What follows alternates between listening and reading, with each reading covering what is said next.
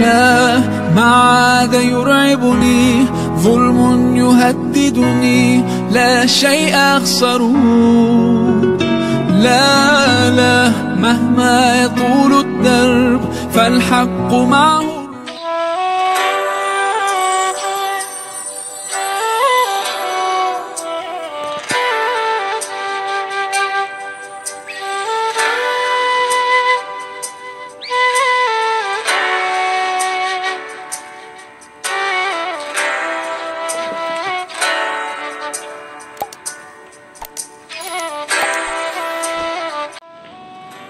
Assalamualaikum warahmatullahi wabarakatuh.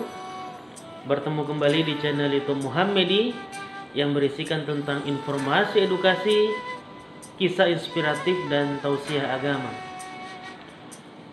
Kesempatan kali ini kita akan berbagi tentang tausiah agama mengenai muhasabah. Muhasabah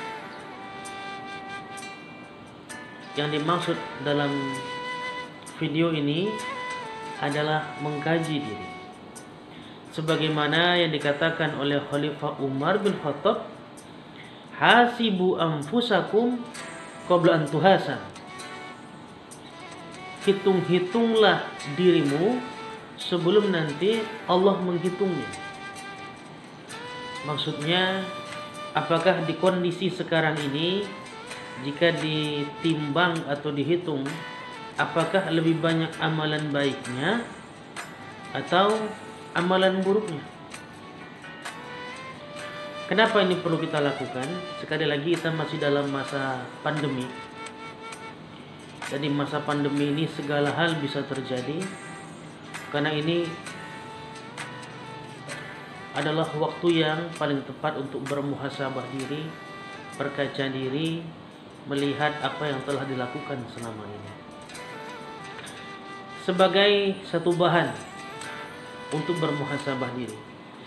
Terkadang kita merasa amalan kita sudah banyak, sholat wajib terus kita lakukan rutin, mengaji, puasa sunnah, tapi terkadang kita lupa satu hal, yaitu berbagi kepada sesama. Sebagai perbandingan, dikisahkan dalam kitab Riyadhus Shalihin karya Imam An-Nawawi, seorang ahli ibadah beribadah selama 60 tahun, tidak keluar rumah, tidak berhubungan dengan orang lain, fokus hanya beribadah kepada Allah Subhanahu wa taala selama 60 tahun. Kemudian setelah 60 tahun beribadah, dia keluar dari rumahnya, kemudian bertemu dengan seorang wanita, kemudian terjadilah perzinahan antara ahli ibadah tadi dengan seorang wanita. Kemudian ahli ibadah tadi menyesal karena sudah melakukan dosa besar. Kemudian dia mencari tempat untuk mandi karena sudah berjima, berhubungan badan, harus mandi wajib. Kemudian setelah dia membersihkan dirinya, tak lama datanglah seorang yang miskin, kelaparan, mengatakan, "Wahai saudaraku, aku kelaparan. Apakah kau memiliki makanan untuk dibagi?" Kemudian ahli ibadah tadi ternyata punya 2 potong roti. Kemudian 2 potong roti itu langsung diserahkan kepada orang yang membutuhkan. Tak lama setelah itu, ahli ibadah ini meninggal. Datanglah 2 malaikat, malaikat rahmat dan malaikat laknat. Kata malaikat laknat, ini bagianku, karena tadi dia baru saja berzina, melakukan dosa besar. Karena itu dia harus aku yang bawa dan kemudian dimasukkan ke dalam neraka. Kata malaikat rahmat, tidak. Dia sudah melakukan ibadah 60 tahun. Dia adalah ahli ibadah. Kemudian setelah berdiskusi, kedua malaikat ini sepakat. Mari kita timbang. Mana yang lebih berat timbangannya? Apakah kebaikan ibadahnya selama 60 tahun atau dosa zinanya yang baru dilakukan sekali tadi. Yang sangat mencengangkan, setelah ditimbang, ternyata ibadahnya yang 60 tahun tadi, dia menyendiri di rumahnya, fokus ibadah kepada Allah, dibandingkan satu dosa zina yang dia lakukan tadi, lebih berat dosa zinanya ketimbang pahala dari 60 tahun beribadah kepada Allah. Bayangkan, ibadah 60 tahun hangus kalah dengan dosa zina. Lihat betapa besarnya dosa zina ini. Ketika mau dibawa oleh malaikat laknat, pemuda ini tadi, ahli ibadah, kata malaikat rahmat, tunggu dulu. Tadi sebelum dia meninggal dunia, dia berbagi 2 potong roti kepada orang yang membutuhkan. Maksudmu? Kata malaikat laknat, mari kita hitung 60 tahun beribadah, kemudian bersedekah 2 potong roti, dibandingkan dengan 1 dosa zina. Baik, kata malaikat laknat. Kemudian setelah ditimbang, ternyata ibadah 60 tahun ditambah sedekah 2 potong roti dengan 1 perbuatan zina, ternyata yang membuat timbangan amalnya baik tadi bersedekah 2 potong roti. Akhirnya orang ini dibawa oleh malaikat rahmat.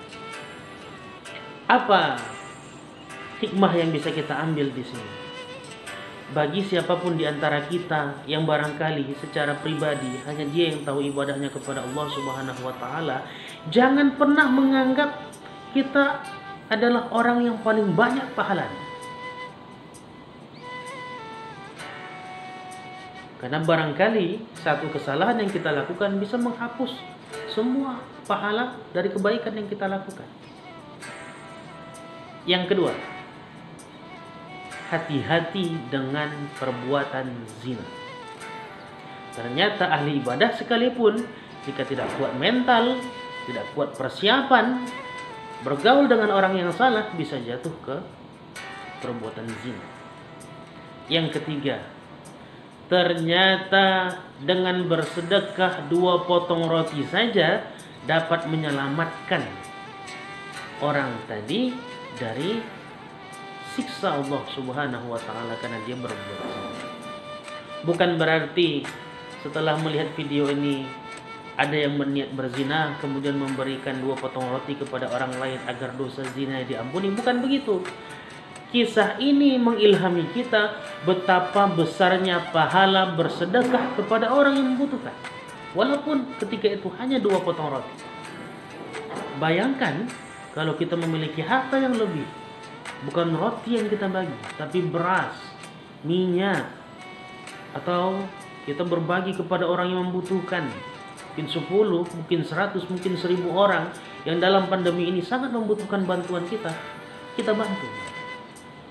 Insya Allah pahalanya sangat besar di hadapan Allah Subhanahu wa taala.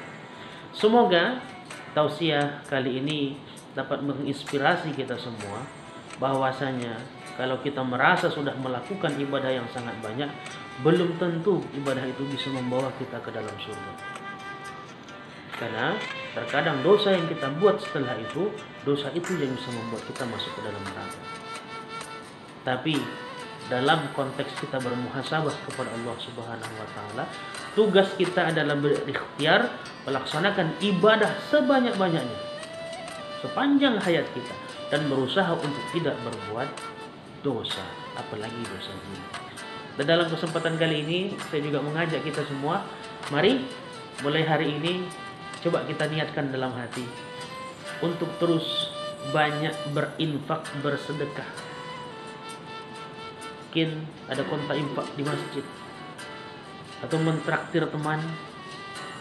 Kalau bisa dirutinkan ibadah-ibadah seperti ini, atau tanamkan dalam hati, kalau bisa setiap hari ada saja yang aku infakkan, ada saja yang aku sedekahkan, mungkin 1000, mungkin 2000, atau mungkin 5000. Barangkali dengan amalan itu, amalan yang membuat ibadah kita diterima Allah Subhanahu wa taala, membantu sesama di masa pandemi ini, baik di masa pandemi ataupun bukan masa pandemi, coba kita niatkan dan rutinkan bersedekah. Mudah-mudahan amalan itu dengan izin Allah membawa kita ke surga.